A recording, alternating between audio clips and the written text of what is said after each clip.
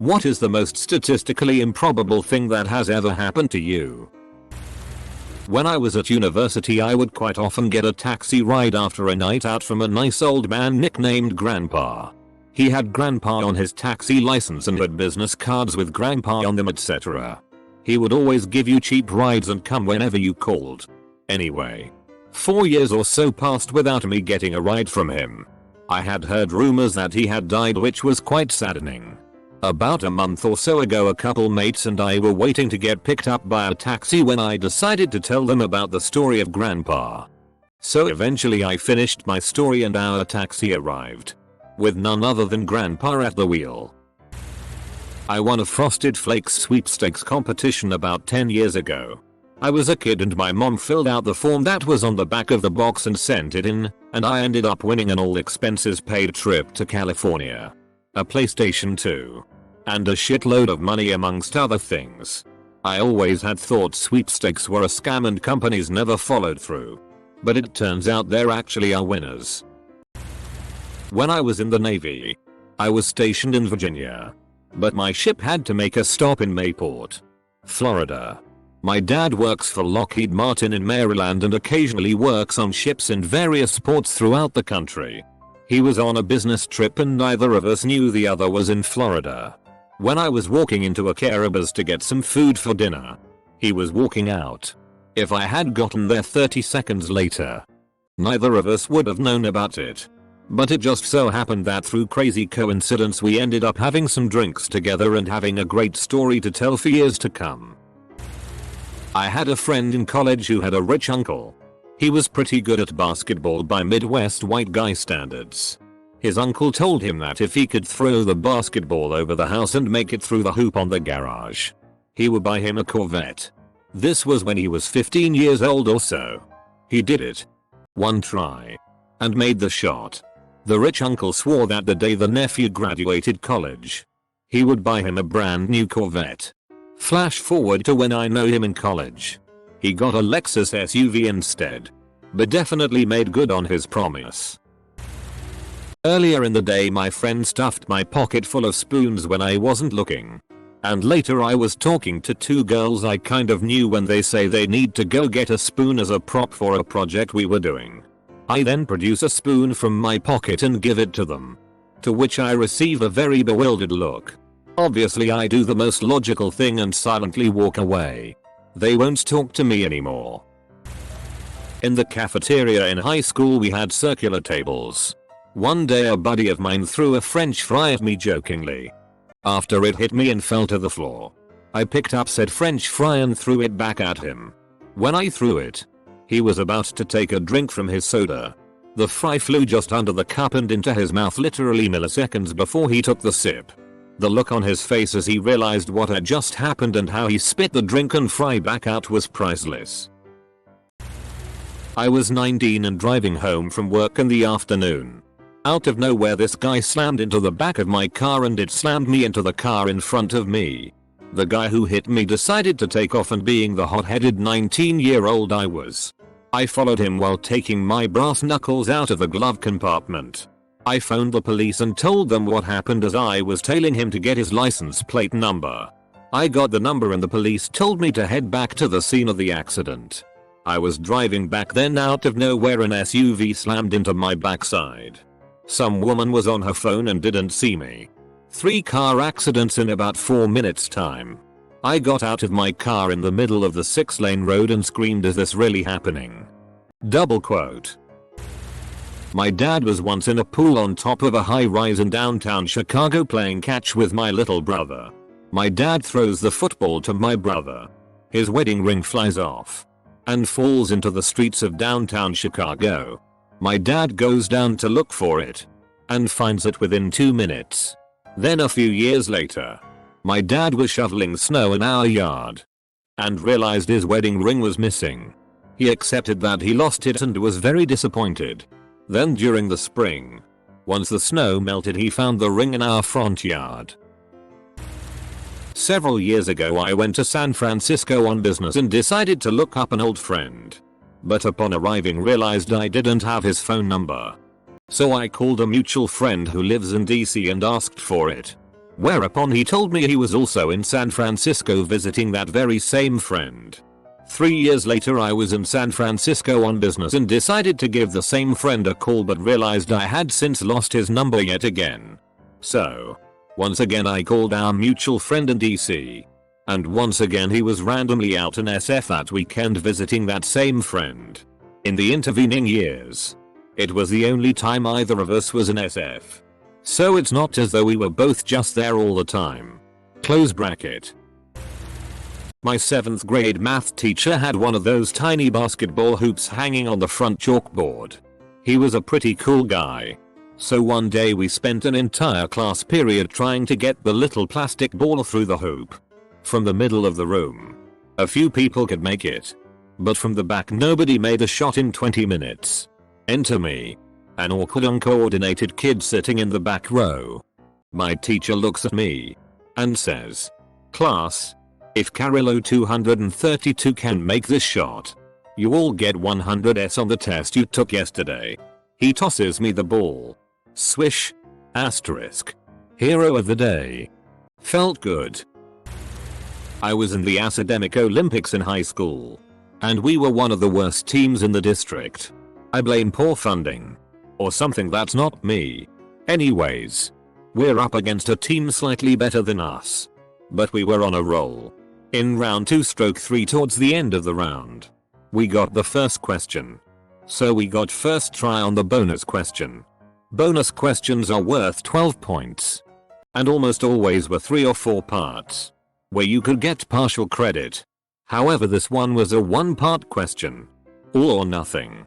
It was some ridiculously hard question where it was a math problem, with different questions as each variable. i.e.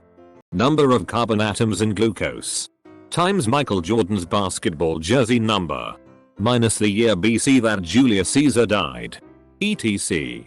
Except they were all so hard. None of us knew any of them. At the last second I buzzed in to guess. No penalty. Might as well, and sheepishly said 5. With a shrug of my shoulders. The judges were silent for 3 seconds before sputtering, "That's correct." And the entire place exploded with laughter. In the end we won the game by 8 points. So I say, since the answer could have been any number in the universe for all we know, I had a 1/infinity chance of guessing something. In short, I did the impossible. Mine would be being born, period. Years ago I read the memoirs of my great-grandfather, who fought in World War I. Apparently he should have died on 3 different occasions. Once while marching to the front. An artillery shell exploded right in front of him. He got a scratch while 5 guys to his left and right were killed and another 20 very seriously injured. Later on, he went over the top with a whole division. He was one of 2, out of about 8,000, to make it back. And then towards the end of the war, he was gassed with mustard gas. Most of his trenchmates were killed or later died of it. He was the only one able to get a piss-soaked rag over his mouth and nose in time. He crawled to safety using only one eye, keeping the other closed. Within a few hours the eye that he used went completely blind, as he knew it would. But because he had kept the other eye shut he retained vision in it until he died at the ripe old age of 92. Worked for a healthcare company's IT department. We got a phone call from a pissed off doctor who wasn't happy with the temporary password he was given when he forgot his password.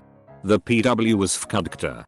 We scrambled to find out who pulled the prank, and it turned out the password was generated based on the nanoseconds from a specific date in the 70s. Total coincidence. My sister was married to a man that was a cheating loser druggie. I was on the phone with her and she was telling me about a fight they were having. He beeped in and she told me she would call me right back. I told my husband that the only way my sister would ever get away from that man was if he just died. Her husband died while on the phone with her. His Jeep flipped and he was thrown from the vehicle, landing on his head. When the wreck occurred the phone went dead and she thought he had hung up on her and was angry. She called me back and we continued to talk until the police arrived to let her know he had died. He died on his way home 100 feet from where they lived. My sister-in-law called me a witch and said she had a list for me. A few of my friends got a taxi back from a night of drinking in town. And because we all live in the same area, got out at the same place. Two of us start walking back because we live close by each other, and a car goes past and throws an egg but misses us and breaks up on the floor. Anyway, we carry on walking about a mile or two down the road, and my friend puts his hand in his jacket pocket and pulls out an egg. Unbroken, so when we got egged by the car, instead of being a terrible shot, my friend caught it in his jacket pocket without even knowing. Was pretty amazing, and what I imagine a once in a lifetime event. In one of my college classes, the professor told the class that whomever could locate the page in the textbook that had a little blurb about a study conducted by our school district, Washoe County, would win a bag of peanut M&Ms. I hadn't purchased the textbook yet. So while everyone shuffled through their books, I just guessed out loud 674, which, for whatever reason, has always been my go-to number in stupid guessing games. Turns out, I was correct.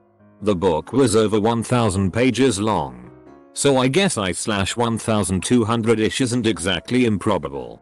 But it's still a long shot. I was kind of bummed they were peanut butter M&Ms though. Not mine, but my dad's. He was retiring and clearing everything out of his office as he was closing his practice. His favorite picture of my stepmom needed to be removed from the frame so he could have it digitized. Having been in the frame so long, it was sticking to the glass. When the picture finally came off, it slipped. Fell from however high a 6'3" man would be holding everything to remove it. And fell perfectly into the slit of the shredder, which was on automatic on. Shredded the picture as my dad stood there in stunned silence, unable to comprehend the event that took place just happened, and emotional loss of the photograph. I once went fishing as a teenager. I caught something on my line and eagerly began to reel it in, hoping to see a big old fish. To my surprise and confusion, what I found on the end of my hook was another fishing line that had somehow become snagged on my original hook. At the end of the fishing line that I had caught on my hook, there was a hook. And on that hook there was a big ol' fish. I still can't really comprehend the odds of that happening. But there it is. Someone had clearly caught this fish at an earlier time. But for whatever reason, the line had come off the rod and the fish had gotten away. It would have been less weird if the dumbass fish had taken my bait too. But no, I somehow caught the line that held the hook that caught the fish. Wasn't me, but my sister. She was driving to work on a highway. A semi-truck in front of her ran over a big piece of plywood that was in the road. This caused the plywood to go flying right at her vehicle. And it wedged itself under the hood of her car instead of hitting the windshield. You could recreate that event 1,000 times and I don't think it would work out like that. She was very lucky that day. Not me. But my dad has survived a lot of ridiculous things. 1. He was struck by lightning and lived. Not only did he live, but he was fine. He didn't even have to go to the hospital. He was just a little terrified and had a headache or something. 2. He survived what's known as a widowmaker heart attack. It's much less common to survive than to be killed by them. 3. He's accident prone. Just in recent memory he had some kind of mouth infection that put him in the hospital for a week. He rolled a golf cart, luckily not injuring himself or anyone else. He has lots of things like this happen to him. He's the exception to all the rules. I was in perfect health at 23, but had a stroke. Pretty harsh one. Was in a coma for 2 days. When I woke up at the 8,000 employee hospital, they told me I was the first guy ever at my age to come down with something like that. They ran me through every test they had for 3 days and concluded I had a blood clot in my leg. Somehow. Sent me back home. And 3 weeks later it happened again. A few years back, I was reading the Aragorn series on vacation and finished book 2. I really wanted to get the next one. But I was in a proper tourist trap that mostly sold towels and beach balls. Still, I went down to one of the shops. And next to postcards and pamphlets was a single copy of book 3. I still can't believe it. My girlfriend and I bought some couches on Craigslist 3 years ago and they were never comfortable. The day after Thanksgiving, Black Friday. I had some new couches delivered to our house. As we moved out the old couches to make room for the new couches, she slips and drops her end of the couch. A ring pops out of the couch. I had been engagement ring shopping for the first time in my life that very week. I had anxiety about the price cost of the ring. I wanted to get something awesome but did not have the funds.